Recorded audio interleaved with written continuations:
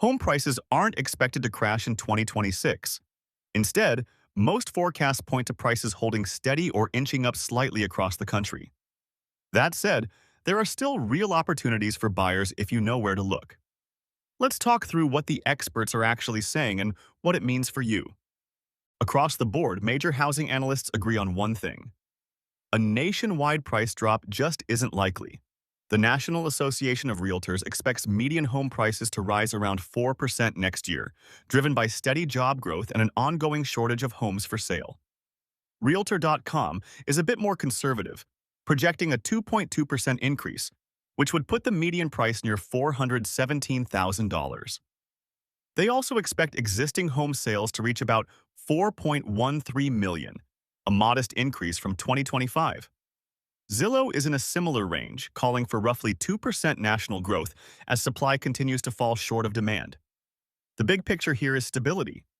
While some markets may cool, no major forecast is calling for a broad decline. So why aren't prices coming down? It mostly comes down to supply. There just still aren't enough homes on the market. Active listings are expected to remain about 12% below normal levels by the end of 2026. Around 80% of homeowners are sitting on mortgage rates under 6%, which means very few are eager to sell and trade that in for a higher payment. Builders aren't dramatically ramping up either. Single-family housing starts are expected to hover around 1 million units a year, limited by borrowing costs.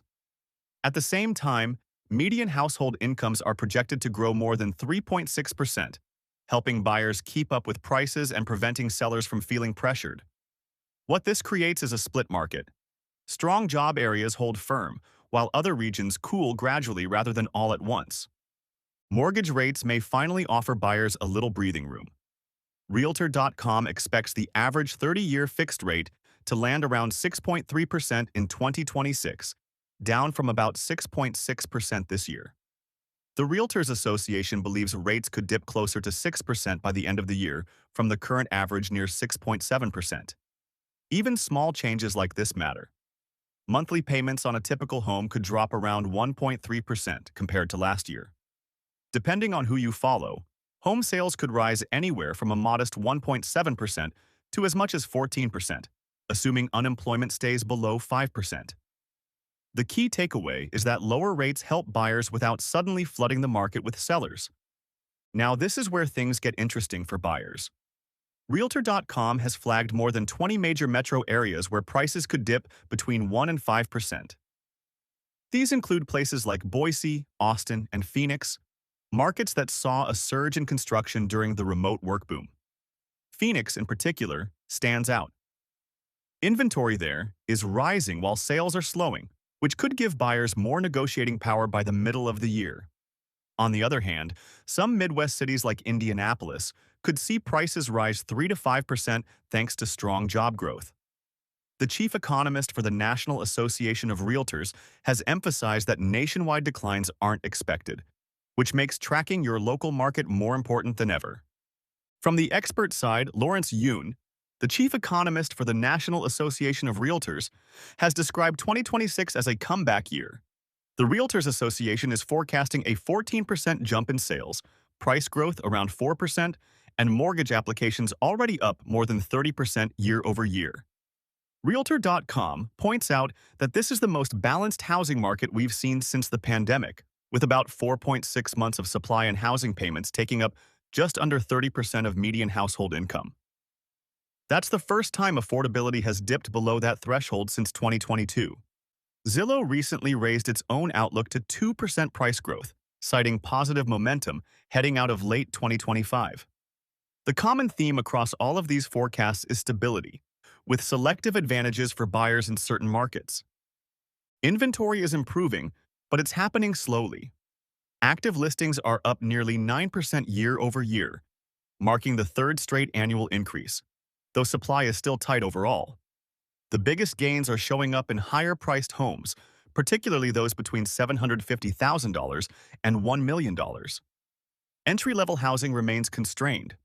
Multifamily construction is slowing, which could push national rents down about 1%, with the biggest relief expected in parts of the South and West, including cities like Atlanta.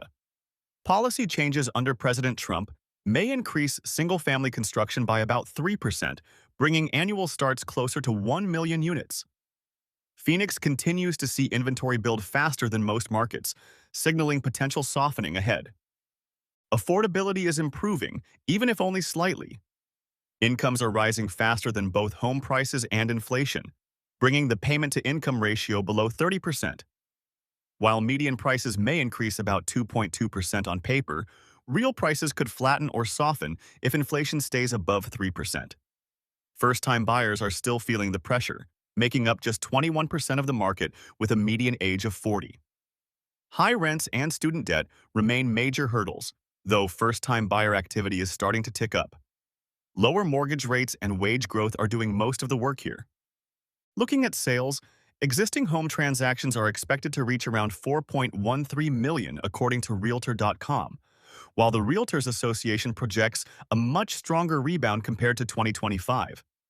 New home sales could climb about 5%, helped by builder incentives like rate buydowns as inventory peaks.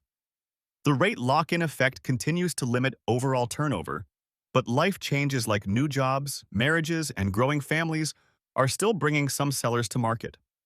After hitting a 29-year low in 2024, 2026 feels more like a reset than a boom. Of course, there are risks to watch.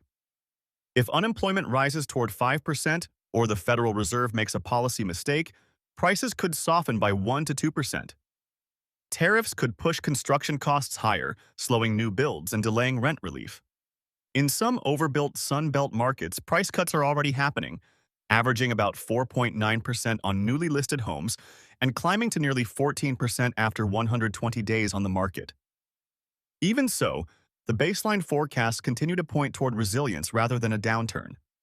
On the policy side, President Trump's push for deregulation is aimed at speeding up new construction, though the impact likely won't be felt until late 2026. Even with those changes, price growth is still expected to land between 0.5% and 2%. A recession isn't the base case scenario, but policy shifts do add uncertainty. Over the long term, increased supply remains a positive for the housing market. For buyers, the strategy in 2026 is all about timing and location. Softening markets like Phoenix could offer the best opportunities, especially in the second quarter when inventory is expected to rise sharply. A 20% down payment can help secure better rates, and new construction often comes with incentives like temporary rate buydowns. Fixer-uppers in parts of the Midwest or Northeast can also present strong value as negotiating power starts to balance out. Sellers need to be more strategic. Pricing correctly from the start is becoming critical as price cuts grow more common, especially on homes under $1 million. Homeowners with strong equity may want to list before the market fully balances. Those with ultra-low mortgage rates may benefit from waiting for the mid-year buyer surge when rates settle closer to 6.3%. Investors continue to account for roughly 10% of transactions, helping support demand. For investors, short-term opportunities may show up in markets like Boise, Austin, and Phoenix if prices dip further. Rental markets remain relatively stable, with multifamily vacancy rates around 7%. Buy-and-hold strategies still look attractive in job-rich metros, where returns of 3 to 4% remain achievable. High homeowner equity and low delinquency rates help limit downside risk. When it comes to renting versus buying, rents are expected to fall about 1% nationally, especially in cities like Las Vegas and Atlanta, which could help renters save for a down payment. Still, buying often wins long-term if prices stay flat and mortgage rates hover around 6.3%. In markets with rising inventory, like Phoenix, mid-year could offer ideal buying windows. Over time, ownership continues to be one of the strongest wealth-building tools available. So no, there's no crash coming in 2026. What we're looking at instead is steady ground, modest growth in the 2 to 4% range, and real opportunities if you know where to focus. Subscribe to Housing IQ and hit the bell so you stay ahead of the curve with housing data that actually matters.